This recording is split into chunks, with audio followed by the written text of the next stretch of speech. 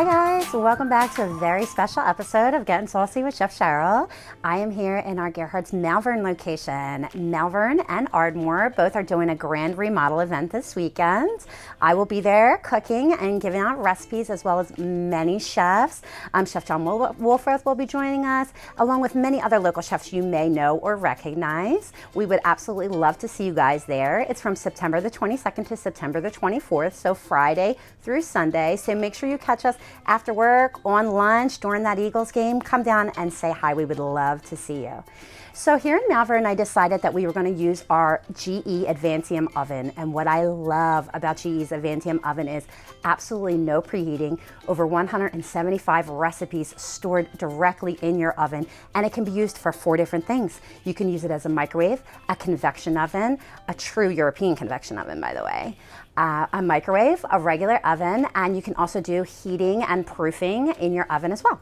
So let's get started. I think the best way to showcase our Advantium oven today is to do some pizzas, so I'm going to do 2 for you. One, I'm going to do a more artisan pizza, and then we're going to do a classic traditional pizza pie. So let's start with our artisan pizza, shall we? Now this is one of my absolute favorites. So what we're going to top our pizza crust with is blueberry, goat cheese, caramelized onion, just a little bit of rosemary, and a drizzle of honey. It's incredible, and I promise you will fall in love with it. But don't worry, we also have our traditional pepperoni pizza for our picky eaters and our kids at home. So let's start. First I have here is 4 ounces of goat cheese, just plain, and then I have 4 ounces of blueberry infused goat cheese. Both are absolutely delicious. If you cannot find blueberry infused goat cheese in your store, no big deal. Just get plain goat cheese. That's perfectly fine. So now goat cheese is nice and thick, so we're gonna give that mixture a nice spread. And don't forget to leave yourself a little bit of room for the crust, okay? So I'm just gonna go ahead and using the back of my spoon, I'm just gonna press all my goat cheese mixture right onto that crust. So leave about 1/4 inch around the outside and make sure that you have somewhere to hold this deliciousness when you want a big bite of it, because trust me, you will. So what I've done beforehand is I have cooked down 1 sweet Vidalia onion in 3 tablespoons of butter, and I've just gotten a little bit of caramelization right on the outside of those onions. They will bring such delicious savory flavor to this pizza. Okay, so I think I have a pretty good circle going here. I'm gonna add just a little bit more. Since we're not using a sauce on this pizza, we're gonna make sure that our goat cheese is piled nice and thick, okay? Okay, this looks fantastic to me. Now the next thing we're gonna add is our savory pieces, okay? So let's start off with a little bit of, I have 3 pieces of fresh torn prosciutto here. So it's nice and thin. So we're just gonna put a few all around our pie, just like so. We're just gonna spread them out a little bit because we want each slice to have a bite of everything delicious. So let's pile those up. I've just torn them with my hands. You can chop if you'd like. I prefer to tear prosciutto because I feel like it's easier to come apart that way. And I can control what parts of the prosciutto I'm putting on top of my pizza. Okay, so let's not overdo it. I'll do just about this much. I hope you guys at home can see. So after that, I'm going to go back into my onions that I said I've let caramelize in butter. So we're gonna just drizzle these beauties right over the top. Do not be afraid to use your best kitchen tool, which is your hands, like I always tell you when getting saucy, because you're gonna take those little strings and pull them across your pizza. Like I said, make sure every slice has just a little deliciousness on it. I love the smell of a caramelized onion. It makes the onion smell so much sweeter than it actually would smell if you just chopped it raw. As we know, raw onions make your eyes run, and these are so beautiful and perfect. Okay. So let's not overdo too much onion. Okay, next we're gonna add our fresh blueberries. Now I have about 6 ounces of organic blueberries here. You can use whatever is local to you. So we're just gonna dot those around. Make sure you don't have too many blueberries. They're gonna burst open just slightly when we start our cooking process and leak out a little of their juice. Okay. This looks amazing. I can't wait to taste it when it comes out of the oven. Okay, so now I have here about 2 tablespoons of chopped fresh rosemary, okay? So we're just gonna lift our hand up. Like I always tell you guys, the higher in the air, the more even your sprinkle is. And we're just gonna get that rosemary sprinkled right on top. Okay.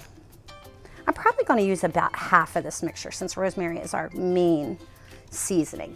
Now rosemary is very strong, so be careful not to overuse. 2 tablespoons is more than enough for your pie, I promise you. And then we're gonna top it all with a little drizzle of our honey.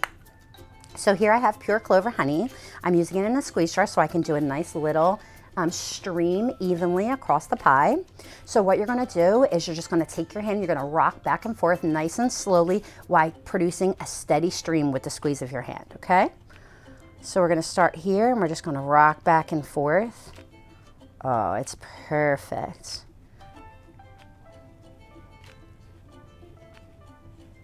This looks amazing, you guys. I can't wait for you guys to taste this. Okay, now let's move on to our second pizza. So we're gonna put our beautiful blueberry pizza to the side for one moment, and we're gonna switch over to our second crust, and we're gonna go traditional here.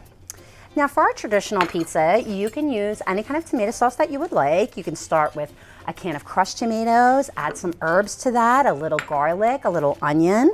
You can use jarred sauce that you enjoy. Whatever you and your family's taste call for, please feel free to go that route. Okay, so what I'm gonna do here is I'm going to start by putting just a smidge of olive oil right onto my crust, okay? So I would say maybe half a teaspoon to a teaspoon. I'm just gonna spread lightly. I just want something for my salt to stick to, okay? So we're gonna salt that crust just ever so slightly. Here I have a little bit of kosher salt in my dish, and I'm just gonna use that straight over top and just salt it just lightly, okay? Next, we're gonna go in with your pizza sauce, whatever brand you'd like to use. Today I have, I believe it's called Don Peoni's pizza sauce, and I know a lot of people are fans of this sauce, so I figured if we're gonna do a crowd pleaser, we should do it right. So I'm just gonna spread my pizza sauce right onto my crust. Like we said, don't forget to leave yourself a little bit of an edge so you have somewhere to pick up your pizza, okay?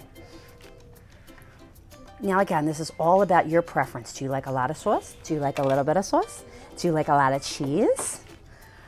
Okay, so I'm just gonna spread on my sauce. I like a nice even layer. I don't like too much sauce. I am a fan of probably too much cheese though.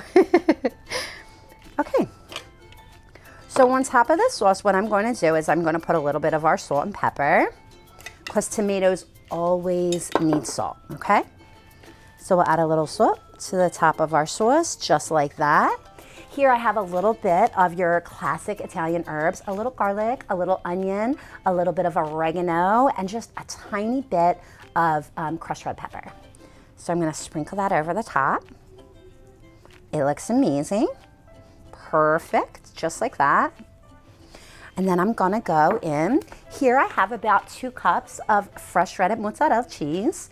You are going to wanna use a finely shredded cheese. That's how I feel that the cheese, when it's finely shredded, has a much better melting point. So we're just gonna top all of that sauce with this beautiful mozzarella cheese. All right, just like so. And then after that, I'm gonna turn around and I'm going to add my pepperoni right on top. Oh, you guys, the cheese smells incredible. I cannot wait to taste it. So we're just gonna layer our pepperoni on. However you'd like, this is a great step to get your kids involved with, have them help you in the kitchen.